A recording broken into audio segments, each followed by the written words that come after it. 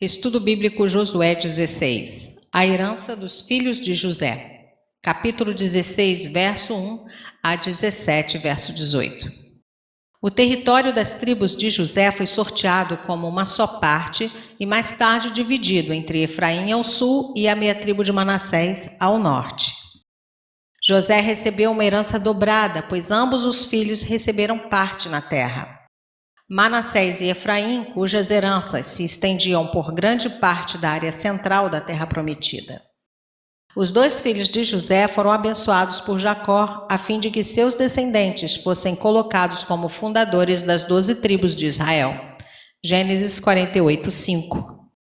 Naquela época, Jacó determinou que Efraim, o filho mais moço, fosse maior que Manassés.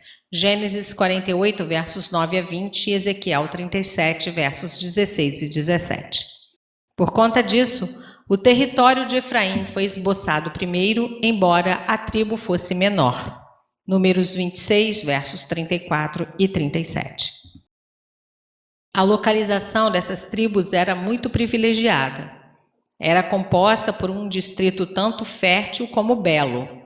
Juntamente com o Vale Sagrado de Siquém, ele abrangia alguma das melhores partes da Palestina, as montanhas de Efraim e a grande e fértil planície marítima de Saron. Essa região era bastante conhecida por suas flores, notadamente a rosa de Saron, talvez uma espécie de tulipa montanhesa. Pode-se dizer que a sorte dos filhos de José, verso 1, refletia o favor de Deus pelo corajoso pai dessas tribos. Versos 1 a 4. Um esboço das fronteiras. É difícil determinar hoje com precisão quais são as fronteiras dessas tribos. Contudo, essa incerteza está confinada aos pontos nos quais uma tribo se junta com a outra. A porção geral de terra ocupada por Efraim e Manassés é bem reconhecida. Em muitos aspectos, essas tribos estavam próximas, em termos de importância, à tribo de Judá. Do Jordão, passando por Naarate, verso 7, pelas fontes, juntamente ao norte de Jericó e penetrando na região montanhosa ao sul de Bet-Luz, verso 2, a fronteira ia até os domínios de Bet-Horon, inferior, verso 3, e descendo pelo vale de Aijalon, passando por Gezer, ao longo da extensão desse vale, até o mar Mediterrâneo, exatamente ao norte de Jope. Teoricamente, pelo menos, Dan devia possuir as cidades à volta de Jope e do rio Iarcon. Capítulo 19, versos 45 e 46. Verso 2. Bet-Luz. Às vezes encontramos os dois nomes denotando a mesma cidade. Capítulo 18, verso 3, Gênesis 28, verso 19 e Juízes 1, 23. Pode ser que a parte mais nova da cidade tomou o nome de Betel, enquanto as ruínas da cidade antiga, Luz, ficava perto dela. Versos 5 a 10. A porção de Efraim. Dessa área fértil da Palestina Central, que se estendia na direção sul até a cadeia de montanhas do Monte Carmelo, Efraim tomou a seção sul, que incluía a área ao redor de Siquém. Contudo, mesmo com essa localização privilegiada, os membros da tribo de Efraim não expeliram os cananeus. Verso 10. Essa descrição é da terra ao norte do território de Judá, do oeste do Jordão até o mar Mediterrâneo.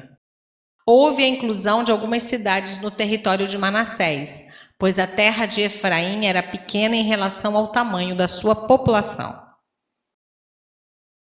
Verso 6. Micmetá, esconderijos. Tanot Siló, próximo a Siló. Siló significa repouso. Capítulo 18, verso 1.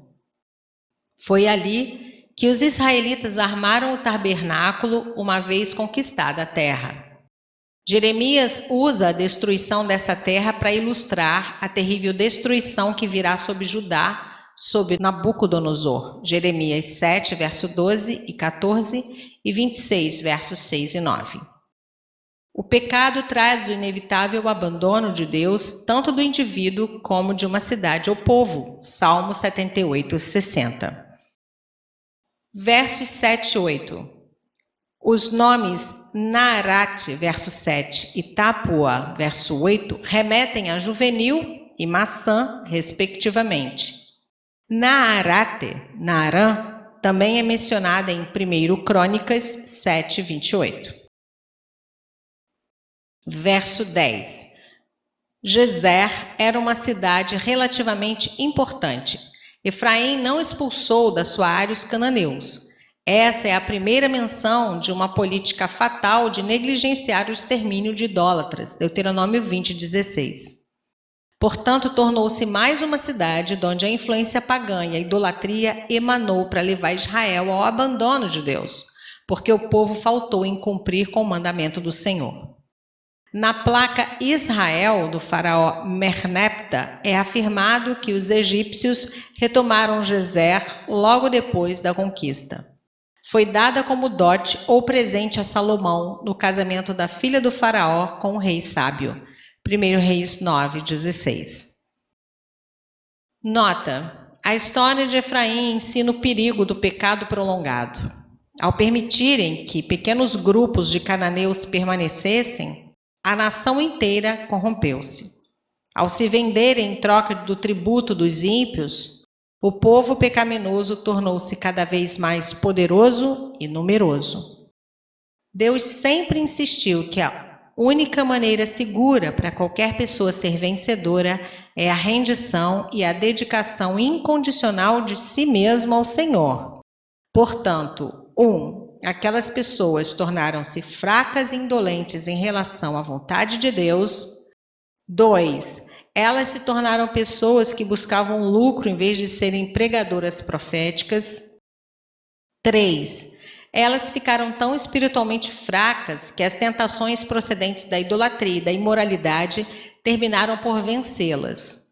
E, finalmente, 4, entraram numa espécie de crepúsculo espiritual no qual cada qual fazia o que parecia direito aos seus olhos. Juízes 17, verso 6.